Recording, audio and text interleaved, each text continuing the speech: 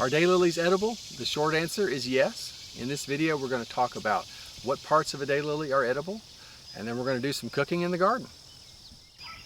So daylilies are not only beautiful, but they are edible. They are a staple in Asian cuisine, and all parts of a daylily are edible. The typical parts that would be eaten would be the young shoots in the spring. Once they get older leaves like this, you're not going to want to eat that. The tubers, which you dig up, and the roots are edible. And then probably the most common parts that would be eaten, the bloom itself or the bud. And so what we're going to work with today is the bud. Now I would mention on eating daylilies, it's probably something you don't eat very often. And so, like with any new food that you introduce to your diet, you're going to want to start off with just a little bit and see how it agrees with you. All right, so which daylilies are edible? So they're all edible. Just make sure you're looking at a daylily and not another kind of lily like an Asiatic or Oriental. But as long as you've picked out, correctly identified a daylily, they're all edible. But our understanding is that they don't all taste the same. So while we're doing this today, we thought we'd just do a little taste test. So we're going to pick out 3 varieties and just see what the difference in flavor is between the 3 of them. It's late July here when we're shooting this video, which is really late for our daylily season. So we're just going to pick from the ones that are still blooming, and so you'll see as we're picking the buds here today, that most of it are finished. So we're just picking, what from the remaining buds, and so we're just going to pick the buds. I'm just going to try the ones about this size right here. So we'll give it a try. All right, so this is the variety Bill Fall. It's a nice red. I really like the red color on this one. About a 5-inch bloom. It's been blooming a long time, and like I mentioned, this is late in our season, so it's still got blooms on it. And so I'm just going to pick, I don't know, just 10 or 12 blooms here, buds here. I'm not sure, different sizes. See how they taste different. Just get some to cook up today. All right, so this is the variety Country Stroll. It's a good late season bloomer. You still see it still has a lot of blooms left on it. So we're going to try some of this one.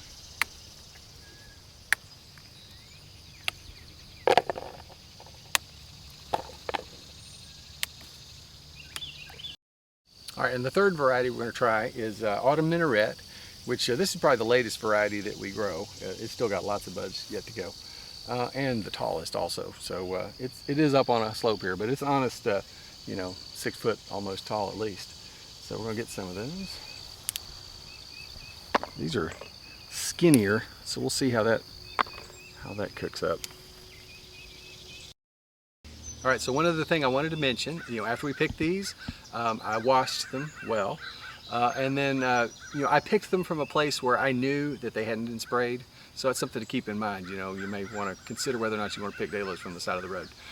So just make sure you know the source of your daylily bloom. So I asked my cousin Kim if she would come over today and be our guest cook. She's an excellent cook, and she lives right across the street, which is handy. So she's going to do some cooking for us today. So Kim, how did you have in mind to cook our daylilies today? Well, growing up in the South, from a young girl, my grandfather, Kim's grandfather too, we're first cousins, I always loved cooking things, and he cooked daylilies for me when I was small, and he always published a recipe in the church cookbook each year, so I've seen these for years. It's really similar to the way we cook okra, Southern style here in Corrington, Tennessee.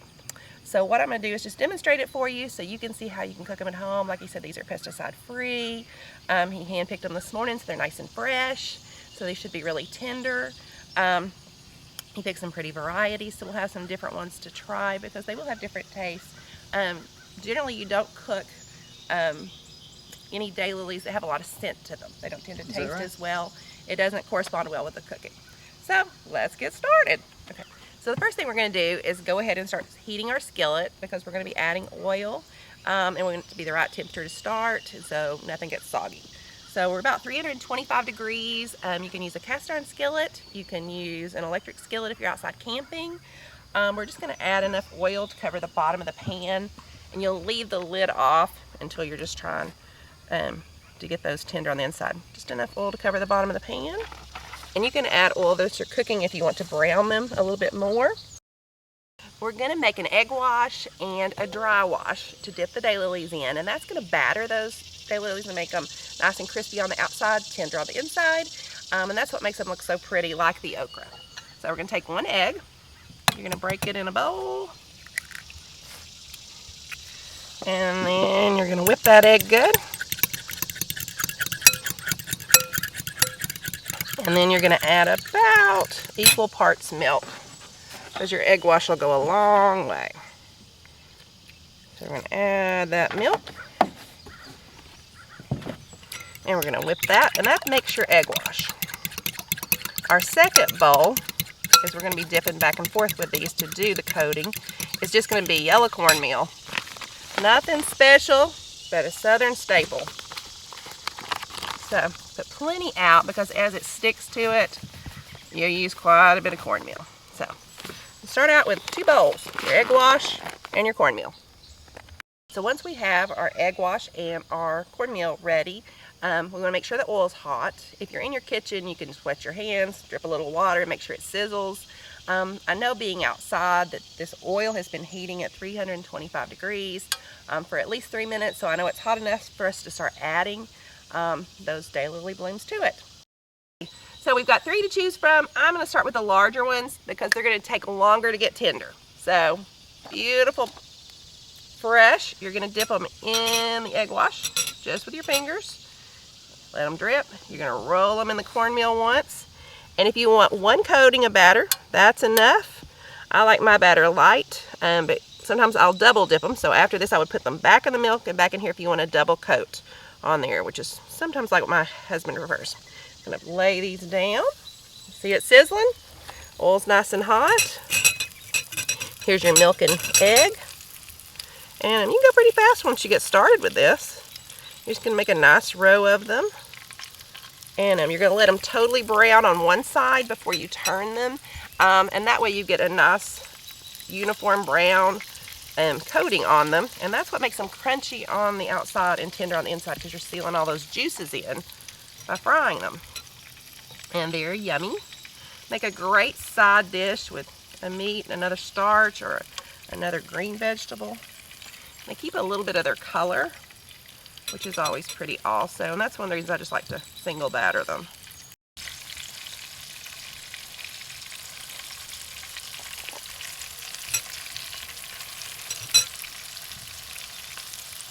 Yeah, and it takes these about 8 to 10 minutes to cook completely if somebody's just wondering how long it takes.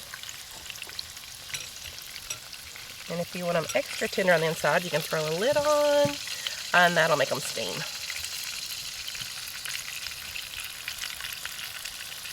We'll do 1 more of these, and then we'll throw some of our tiny ones on, and they'll be super crisp.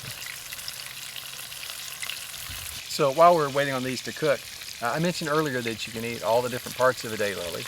And so I was looking online. I haven't done this myself, but you know, like the young tender shoots, apparently they taste kind of like asparagus.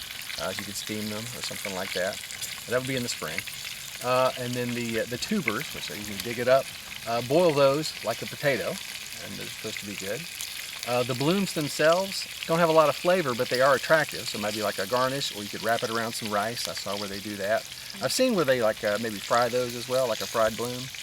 And then this is the only way that I've ever had them fried like this.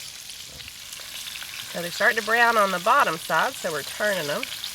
And you have to be really careful, because that stuff likes to break off, and you don't want to lose any more breading, and you can help. But you can see how we're getting a nice brown on the top.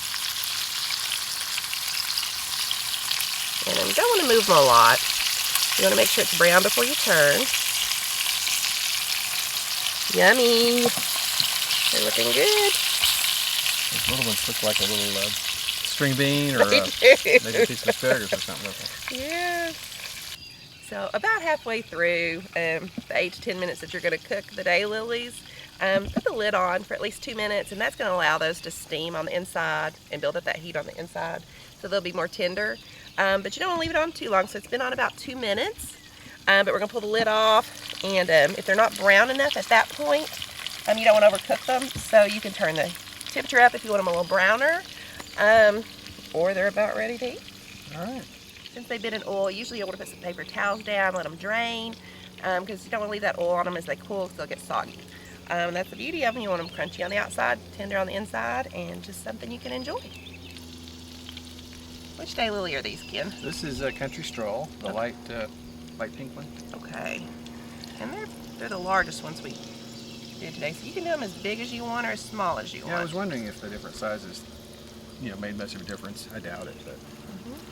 They're beautiful. Yeah. Okay, so there are our original. And then let's do the next one. Yeah, that's the red one, Bill Fall. Okay. That's the name of that variety. Gotcha. I just want to separate them and see if we can tell a difference in the taste. And you want to let them cool a little while. I know they look yummy.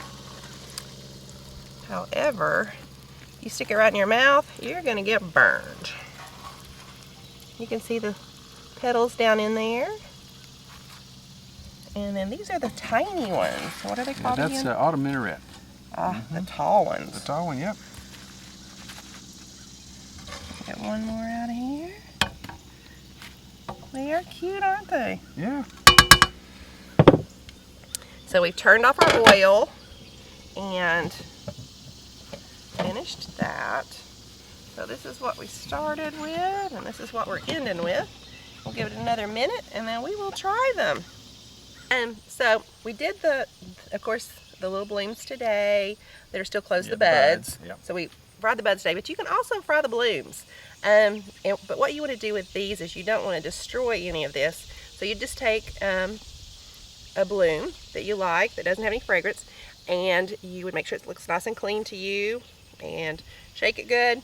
And then you would mix a lighter batter. You dip the whole flour straight down into the batter, similar to like a blooming onion Outback. And then you would have a deep fryer, and you're just going to drop it in and let it just sit in the deep fryer.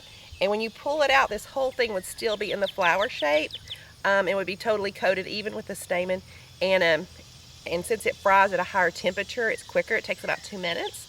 And then you just lay it on the side of a plate. And so you'd have a whole battered flower to eat. You just break off leaves, stamen, and you'd eat it all the way down to the base. But that's something my grandfather would do with blooms if he wanted to eat the whole bloom. These petals, you want something that's got a fairly thick, hardy petal to it, that'll hold the batter, and so it doesn't disintegrate in the oil. But they make a really attractive addition to a meal. It's got a different texture to it than these do. That sounds fun. But you need a deep fryer for that. But something else you might want to try if you really like these, you can graduate to a whole bloom. Cool. Well, they're give ready. them a try. Yeah. Yay! All right. So this is the country stroll here. Give it a try. I'm going to try the autumn minaret. You still see the stem on it. Need salt. You could add your salt as you like it. It's kind of got a softer texture on the middle than I thought. More like asparagus because you steamed it. Yeah, well, that's good. That was yummy. You'll like that one. I like this one. All right, I'll try the autumn minaret. You try the country stroll there. Okay, one country stroll coming up. That's good. This one's better. This tastes just like asparagus. Yeah. Smells like asparagus. Yeah, that one is good. I'll eat another one of that one. All right. They are tender. I'll try the Bill Fall, the red one.